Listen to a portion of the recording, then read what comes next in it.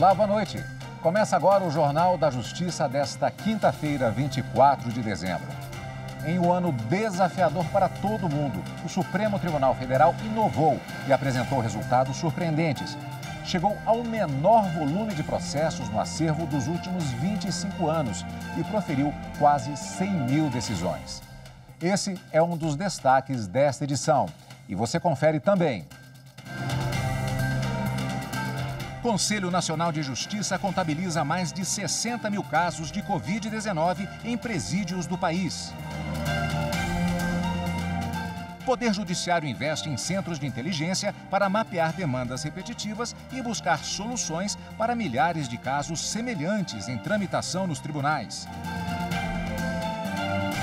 E na retrospectiva 2020, o julgamento em que os ministros do Supremo decidiram que a União não precisa comprovar os gastos com o combate à pandemia.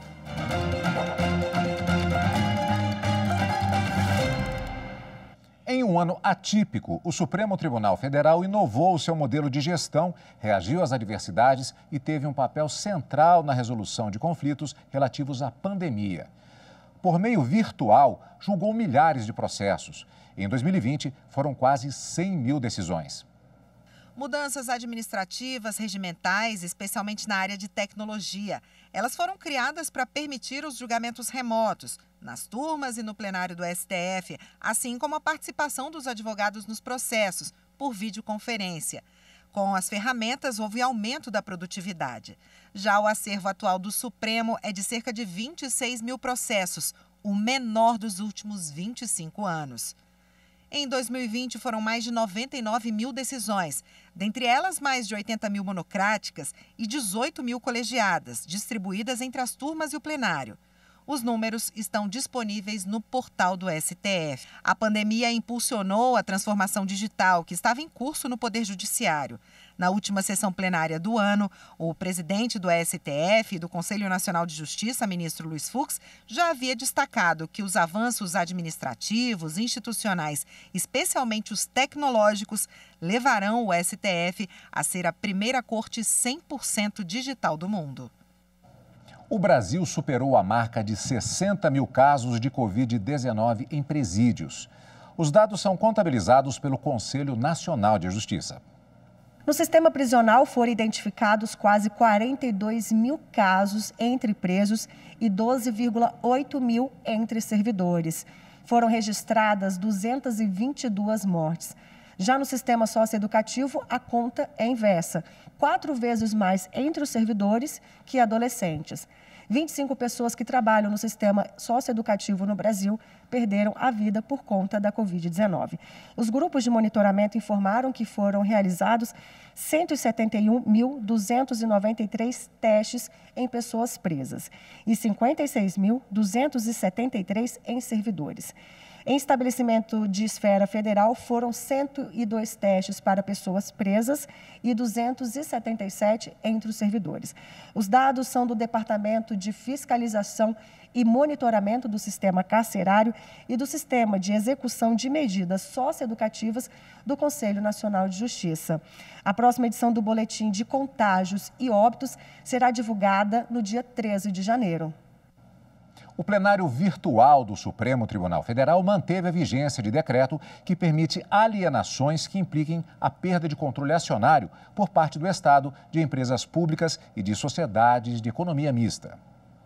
O Partido dos Trabalhadores pedia ao STF a inconstitucionalidade de parte do decreto que autoriza a transferência do controle de estatais sem o aval do Congresso Nacional. Na ação, o PT questionou o regime geral de desinvestimento, que facilita a venda de ativos das companhias de economia mista federais e subsidiárias. Para o partido, a medida desrespeita a Constituição Federal por afastar o princípio licitatório e deixar o poder legislativo de fora das decisões de vender patrimônio da União. A maioria dos ministros do Supremo Tribunal Federal entendeu que, em casos como este, basta a adoção de procedimento público competitivo para simplificar o processo, o que já está previsto em decreto. O presidente do Superior Tribunal de Justiça, ministro Humberto Martins, negou liminar para conceder liberdade a suspeito de tráfico de drogas. O homem foi preso em maio no âmbito da Operação Limonada, que investiga um esquema de tráfico de drogas na região metropolitana de Vitória. A defesa alegou que ele não faz parte da organização criminosa e, por isso, a prisão preventiva deveria ser revogada. Em primeira e segunda instâncias, o pedido foi rejeitado. Segundo o juiz de primeiro grau, apesar de não constar na denúncia que o acusado integre o grupo investigado na operação, há fortes indícios de envolvimento do suspeito com o tráfico na região, em especial na comercialização de cocaína e haxixe. O Tribunal de Justiça do Espírito Santo confirmou que a prisão foi devidamente justificada, já que interceptações telefônicas obtidas durante a Operação Limonada revelaram intensa movimentação de venda de drogas. No STJ, ao analisar o pedido de liberdade, o presidente ministro Humberto Martins entendeu que não há qualquer flagrante ilegalidade que justifique a concessão da liminar em regime de plantão. O ministro explicou que o pedido se confunde com o próprio mérito da impetração e é necessária uma análise mais aprofundada da matéria pelo órgão competente. Após negar a liminar, Humberto Martins encaminhou o habeas corpus para parecer do Ministério Público Federal. O relator do caso, na sexta turma, é o ministro Rogério Schetti Cruz. A terceira turma do Superior Tribunal de Justiça decidiu que parte que dispensou a arbitragem não pode invocá-la em outro processo do mesmo contrato. Os ministros da terceira turma do STJ reformaram o acórdão do Tribunal de Justiça de Mato Grosso do Sul em ação monitória envolvendo a empresa de navegação, no valor de mais de 18 milhões de reais. O Tribunal de Justiça do Mato Grosso do Sul extinguiu a ação monitória depois de reconhecer a cláusula de arbitragem prevista no contrato de fretamento de embarcações firmado entre as partes. De acordo com o Tribunal Estadual, caso a convenção arbitral não fosse reconhecida, o Judiciário estaria rescindindo de forma indevida uma cláusula aceita livremente pelas partes, sendo obrigadas por lei a cumprir o pactuado. A empresa de navegação recorreu da decisão no STJ. Ao analisar o recurso especial, o relator, ministro Paulo de Tarso Sanseverino, explicou ser inadmissível que uma das partes proponha ações na Justiça Estatal, renunciando tacitamente à arbitragem e induzindo a outra parte a crer que o litígio entre elas será resolvido no Poder Judiciário e, diante da ação posteriormente ajuizada pela parte contrária, alegue a existência de cláusula arbitral para escapar das vias judiciais. Para o relator, trata-se da exigência de uma postura ética dos contratantes ao longo de toda a relação negocial, seguindo a jurisprudência do STJ no sentido de não ser possível a parte adotar condutas contraditórias. O ministro determinou então o retorno dos autos às instâncias ordinárias para análise do mérito da ação. No próximo bloco, a gente fala sobre os investimentos que a Justiça tem feito em centros de inteligência para mapear demandas repetitivas e buscar soluções para milhares de casos semelhantes que tramitam nos tribunais de todo o país. Não saia daí.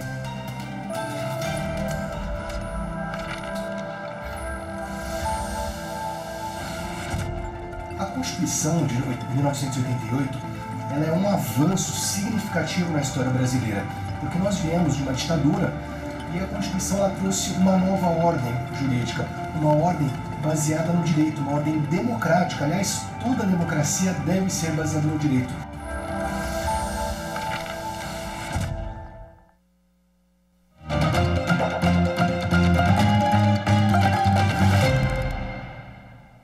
Diante do crescente volume de processos, centros de inteligência racionalizam métodos para resolver demandas repetitivas na Justiça.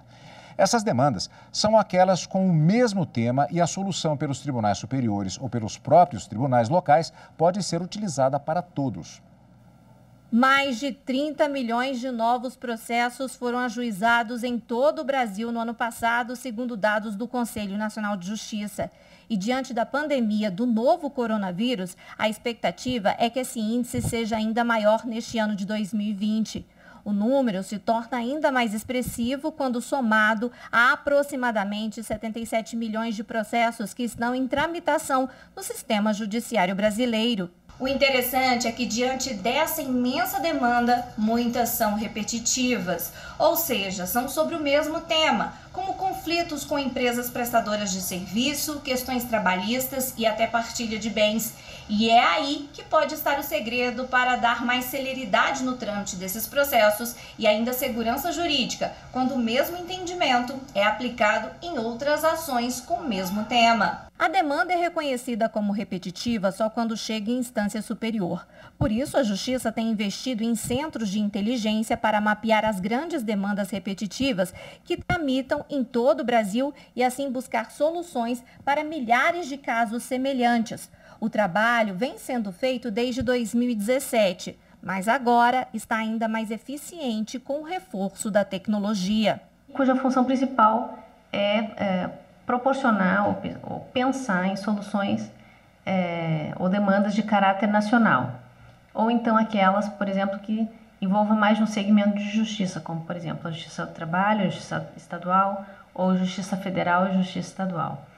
Demandas essas também que sejam sinalizadas pelos tribunais. Outra novidade é que tribunais de justiça estão colaborando mais com esse trabalho, sinalizando possíveis temas que possam ser classificados e tratados como demandas repetitivas com o apoio da sociedade. Um exemplo é o Tribunal de Justiça do Distrito Federal, que, além de fornecer dados para as instâncias superiores, também repassa para empresas ou órgãos que têm muitos processos em tramitação na Justiça. A gente fez um levantamento de um grande demandante aqui do Distrito Federal, que do mesmo assunto ele tinha interposto 26 mil recursos em um ano.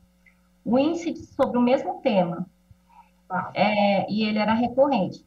E aí a gente percebeu o quê? Que ele tinha sucesso em 18% dos recursos. Então, assim, a gente está trazendo insumos para que, olha, vamos reanalisar a sua estratégia. Quanto você está gastando aí com advogado, com toda a tramitação do processo para ter um índice de sucesso tão pequeno. Com isso, o Centro de Inteligência também colabora para que muitos casos sejam resolvidos em conciliação de conflitos, evitando que se torne um processo judicial e demore para ser solucionado. O julgamento de crimes comuns pela Justiça Eleitoral, quando esses delitos são relacionados a irregularidades eleitorais, ainda é uma novidade. Para falar sobre isso, a Escola Judiciária Eleitoral do TSE realizou um webinário com o Ministério Público, pesquisadores e advogados.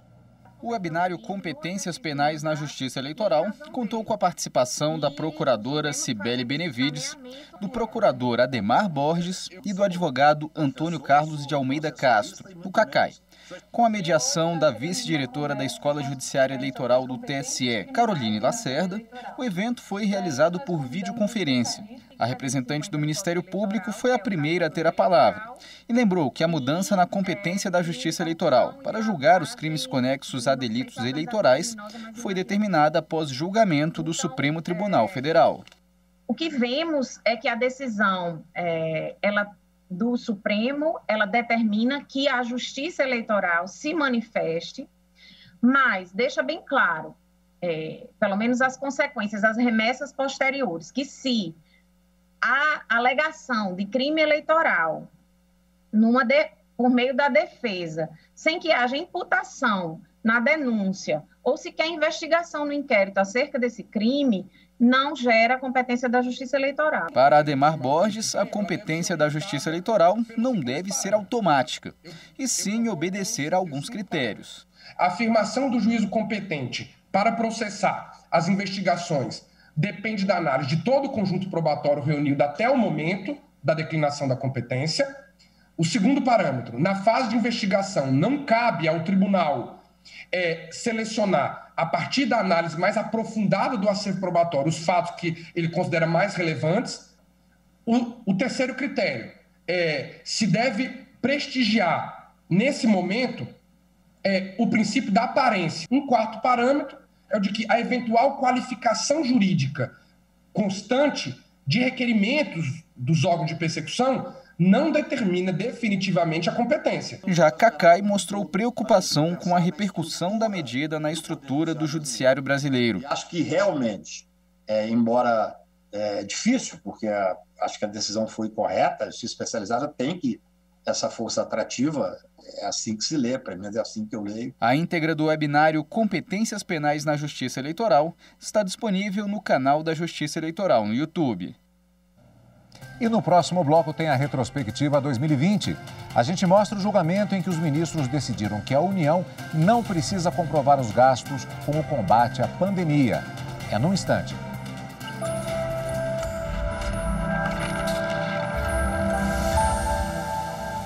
A Constituição Federal de 88 surgiu com o espírito de redemocratização.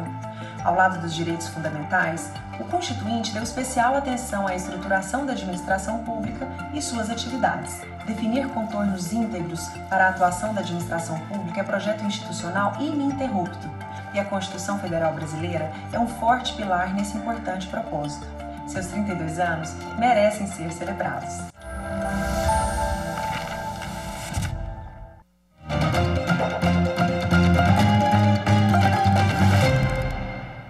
Em sessão plenária, os ministros do Supremo Tribunal Federal trataram da flexibilização de pontos da Lei de Responsabilidade Fiscal. Eles decidiram que a União não precisa comprovar os gastos com o combate à pandemia e estenderam a decisão a estados, municípios e o Distrito Federal.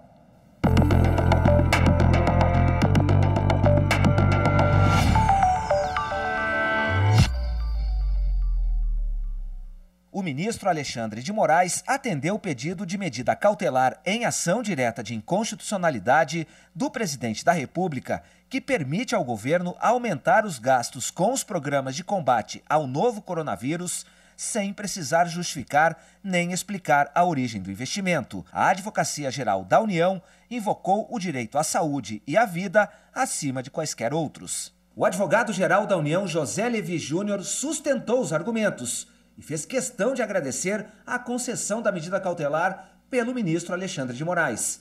Mas ele pediu a extinção da ação direta de inconstitucionalidade por entender que ela perdeu o objeto, já que o Congresso Nacional aprovou uma emenda constitucional que autorizou o aumento de gastos pela União, estados, Distrito Federal e municípios, desde que o dinheiro seja aplicado em programas de combate à pandemia da Covid-19 e por tempo limitado.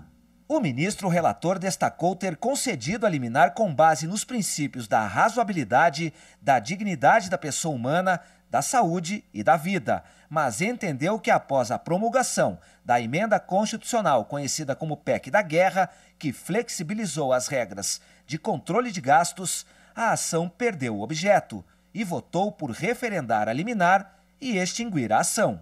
Não por inconstitucionalidade superveniente, mas porque não há aqui desinteresse no procedimento dessa ação.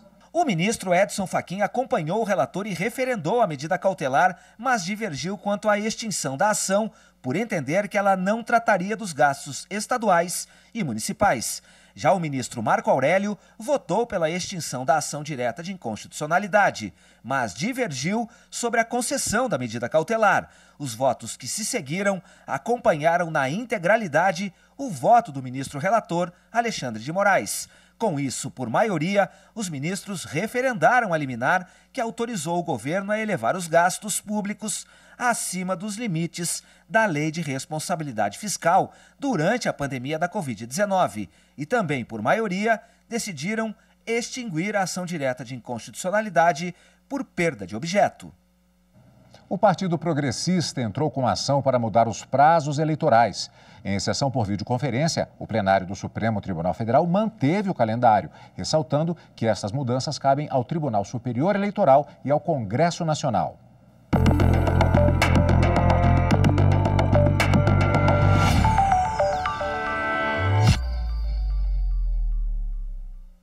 Os ministros do Supremo analisaram na sessão de julgamentos uma medida cautelar em ação direta de inconstitucionalidade com pedido de liminar para estender por 30 dias a data limite para as filiações partidárias, mudança de endereço eleitoral e desincompatibilização partidária para quem pretende disputar uma vaga de vereador ou prefeito nas eleições municipais previstas para outubro deste ano.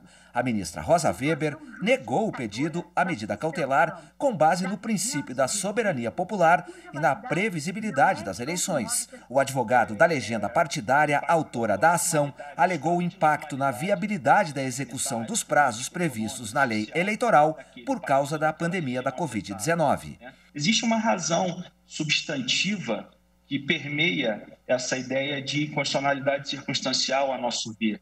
É de que a interpretação constitucional ela deve dialogar com a realidade e com o contexto fático que visam a conformar. O Procurador-Geral da República defendeu a manutenção dos prazos por entender que, primeiro, o adiamento das eleições pode ser feito por ato próprio do Tribunal Superior Eleitoral. Depois, defendeu que o ato de filiação é apenas uma das fases do processo eleitoral. Por fim, destacou que a concessão da liminar atacaria diversos princípios constitucionais, como da isonomia, da anualidade e previsibilidade.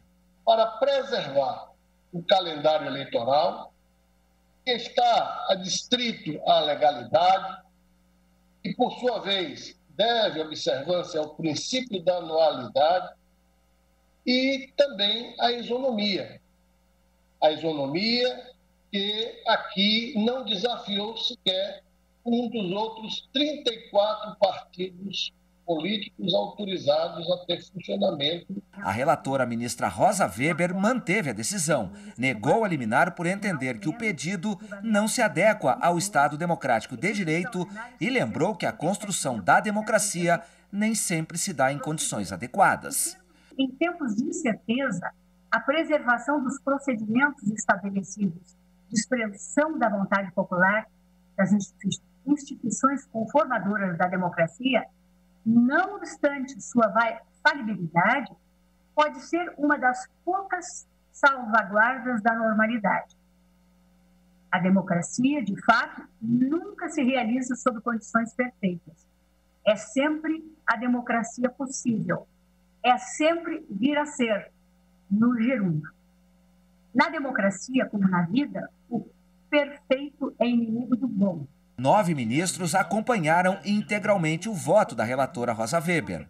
São prazos legais que cumprem mandamentos constitucionais e, portanto, em linha de princípio, sequer caberia à jurisdição constitucional sobrepor a sua valoração à que já foi manifestada em termos legislativos. Até aqui, como bem lembrado por Sua Excelência a ministra Rosa Weber, em nada compromete ainda o processo eleitoral e é regra, não apenas princípio, realiza princípios, mas cumpre regras que dizem respeito a prazos. O Congresso Nacional e o Tribunal Superior Eleitoral, enquanto durarem as consequências econômicas e sociais da pandemia, no futuro saberão responder à altura das situações emergenciais e temporárias que surjam como entraves ao bom êxito das eleições deste ano.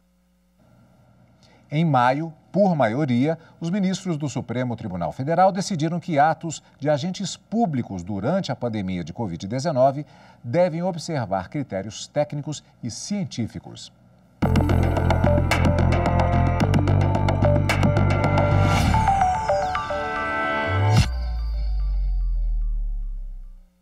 O Supremo Tribunal Federal concluiu que o administrador público que durante a pandemia cometer irregularidades com intenção ou por erro grosseiro poderá ser responsabilizado civil e administrativamente. O relator, ministro Luiz Roberto Barroso, considerou o texto da medida provisória constitucional, mas estabeleceu interpretação para definir que erro grosseiro deve ser caracterizado por não observar critérios técnicos e a precaução necessária no trato à vida, à saúde e ao meio ambiente equilibrado. Assim, prevalecem os critérios científicos e técnicos aceitos por organismos nacionais e internacionais reconhecidos. O primeiro voto veio do ministro Alexandre de Moraes. Ele concordou com o relator, mas votou para suspender parte da medida provisória. E suspendo parcialmente a eficácia do artigo 1º, dando aqui uma declaração parcial de inconstitucionalidade com redução de texto, retirando do texto do artigo 1º o termo somente. Exatamente em virtude das considerações que fiz, me parece que poderia causar insegurança jurídica a manutenção dessa obrigatoriedade de que os agentes públicos somente poderão ser responsabilizados na esfera civil e administrativa. Além disso, concedo a cautelar para suspender integralmente a eficácia do inciso 2º do artigo 1º da medida provisória. Alexandre de Moraes foi acompanhado pela ministra Carmen Lúcia. Quem divergiu foi o ministro Marco Aurélio. Ele votou pelo não cabimento das ações, mas foi vencido. Marco Aurélio, então, concedeu integralmente o pedido. Essa ação de regresso, ela pressupõe ou culpa ou dolo ou culpa do servidor. E aí nós constatamos que, no tocante à culpa, a medida provisória a restringe, restrição que não está na Constituição Federal. E, mediante a utilização do advérbio somente, revela que o servidor apenas responde por erro grosseiro. E nós sabemos que ele pode também responder a teor da Constituição Federal e, de acordo com a melhor doutrina, por culpa leve. O Jornal da Justiça fica por aqui. Obrigado pela companhia, desejando a todos uma boa noite e um Feliz Natal.